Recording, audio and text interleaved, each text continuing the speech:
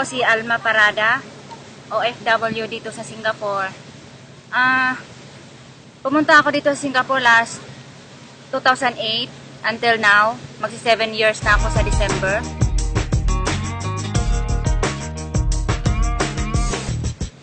Kaya ako pumunta dito sa Singapore dahil ang hirap ng buhay sa Pilipinas.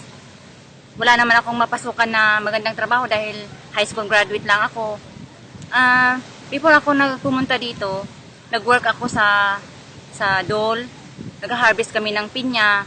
Ang hirap, ang init, tsaka maliit ang sahod. Kaya naisipan kong mag-abroad na lang.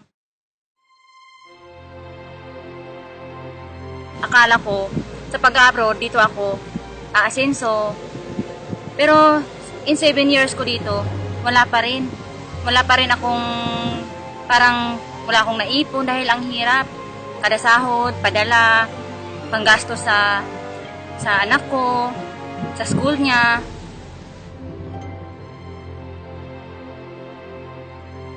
Sa pagiging OFW, ang hirap, lalo na pag nanay ka.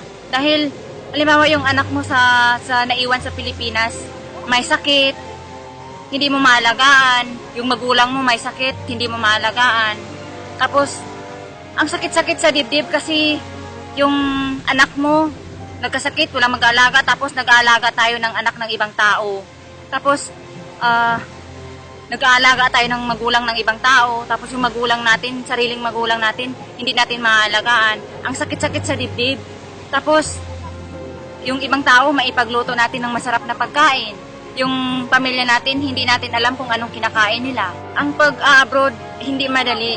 Akala ng iba, ang pag-abroad, yayaman ka na. Akala nila sa Pilipinas, pag nag-abroad ka, mayaman ka na, marami ka ng pera. Pero hindi, mali sila. Dahil pag nasa abroad ka, lahat ng hirap, dadaanan mo. Yung lungkot, yung namimiss mo yung family mo, tapos yung naisip mo sila na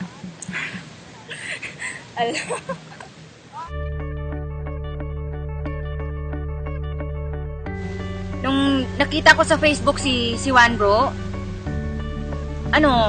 una parang tiningnan ko lang siya na maganda siya or hindi. Tapos siguro it takes me 1 month bago mag-join. Pero na-realize ko, bakit ko pa pinatagal na maging 1 month siya? Dapat noon pa lang nakilala ko si Juan Bro, dapat pala nag-grab ko na agad. Dahil ang ganda ng ang ganda ng opportunity.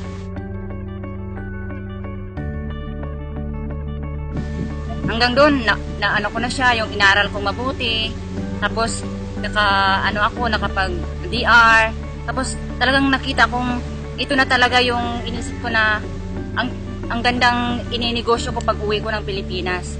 Kaya, ngayon, matatapos na ako this December, 7 years. So, ang inisip ko, mag-ano pa ako ng 2-year contract para matapos ko yung bahay ko. After that, talagang uuwi na ako. Excited na akong umuwi dahil gusto kong talagang ipagpatuloy na itong Juan Bro na to. Dahil nakita ko dito, parang yung sa pag-OFW ko, nakita ko ang tagal kong yung makaangat. Wala akong ipon. Sa Juan Bro, nakita ko na ang bilis. Pag i-workout mo talaga siya, ang bilis. Kaya dito ko na nakita kay Juan Bro yung talagang opportunity na talagang aasenso ka. Kaya naisipan ko na tapusin ko na lang yung kontrata ko, uuwi na ako para makasama ko yung anak ko, yung asawa ko, yung mga magulang ko. Siyempre, ang sarap na mabuhay na kasama sila, na kahit mahirap ang buhay sa Pilipinas, kasama yung pamilya mo.